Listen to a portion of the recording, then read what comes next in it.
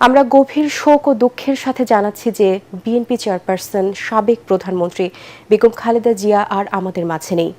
রাজধানীর এভারকেয়ার হাসপাতালে চিকিৎসাধীন অবস্থায় ভোর ৬টার দিকে তিনি মারা যান। ইন্না লিল্লাহি ওয়া ইন্না ইলাইহি রাজিউন। হাসপাতালের সংবাদ সম্মেলনে তার মৃত্যুর খবর আনুষ্ঠানিকভাবে ঘোষণা করেন চিকিৎসকরা। এ সময় দলের পক্ষ থেকে ৭ দিনের শোক কর্মসূচি ঘোষণা করা হয়। কাল বাদ জোহর মানিক মিয়া এভিনিউতে তার নামাজে জানাজা শেষে স্বামী জিয়াউর রহমানের কবরের পাশে বেগম জিয়াকে দাফন করা হবে।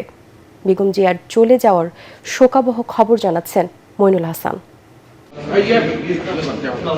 মধ্যরাতে বড় ছেলে তারেক রহমান সহ পরিবারের সদস্যরা একে একে হাসপাতালে ছুটে আসার ঘটনায় দুঃসংবাদ আঁচ করতে পেরেছিলেন অনেকেই। দুঃস্বপ্নের রাত ভোর হওয়ার সাথে সাথেই বিএনপির পক্ষ থেকে জানানো হয় প্রিয় নেত্রী বেগম খালেদা জিয়ার মৃত্যুর সংবাদ। আমাদের দেশনেত্রী, প্রাক্তন প্রধানমন্ত্রী, আমাদের জাতির মা খালেদা জিয়া ভর্তি হয়েছিলেন। আমরা দীর্ঘ 1 মাস 10 দিন তার বিভিন্ন চিকিৎসা করে ওনাকে সুস্থ করার জন্য আমাদের আপ্রাণ চেষ্টা ছিল। বাট আমি মেডিকেল বোর্ডের পক্ষ থেকে আজ ভোর 6টায় 30শে ডিসেম্বর ওনার মৃত্যু ক্লিনিক্যালি ডেথ ঘোষণা করেছিলাম।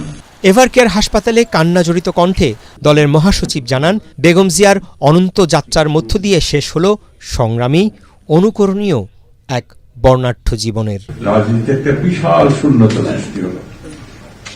তাই নয়, পৃথিবীর গণতান্ত্রিক আন্দোলনে একটা বিশাল শূন্যতা সৃষ্টি হল।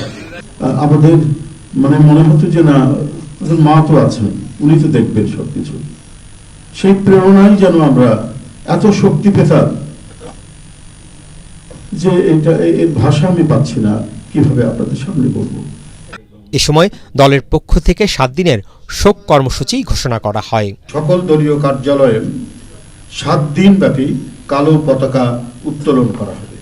দলের সকল স্তরের নেতাকর্মীরা এই 7 দিন ব্যাপী কালো ব্যাজ ধারণ করবেন।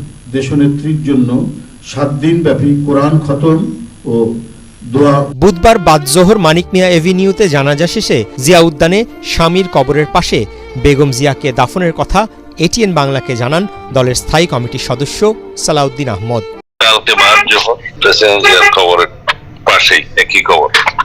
গুরুতর অসুস্থতা নিয়ে 23 নভেম্বর এভারকেয়ার হাসপাতালে ভর্তি হন বেগম জিয়া।